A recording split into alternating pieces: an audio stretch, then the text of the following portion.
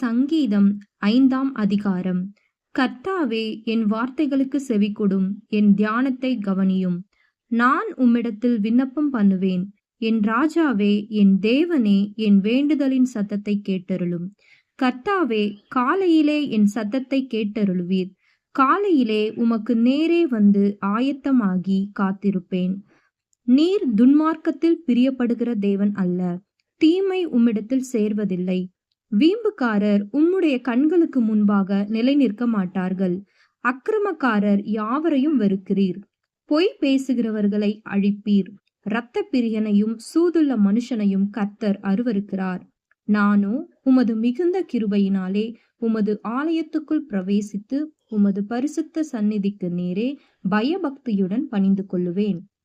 கர்த்தாவே, என் சத்துருக்களின் நிமித்தம் என்னை உம்முடைய நீதியிலே நடத்தி எனக்கு முன்பாக உம்முடைய வழியை செவ்வைப்படுத்தும்.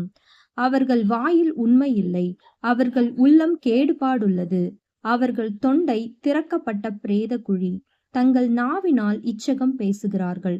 தேவனே அவர்களை குற்றவாளிகளாக தீரும். அவர்கள் தங்கள் ஆலோசனைகளாலேயே விழும்படி செய்யும். அவர்கள் துரோகங்களினுடைய திரட்சியை நிமித்தம் அவர்களை தள்ளிவிடும். உமக்கு விரோதமாய் கலகம் பண்ணினார்களே.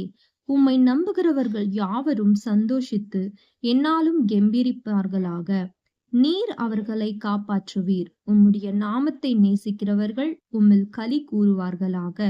கர்த்தாவே, நீர் நீதிமானை ஆசீர்வதித்து காருண்யம் என்னும் கேடகத்தினால் அவனை சூழ்ந்து கொள்ளுவீர். ஆமேன்.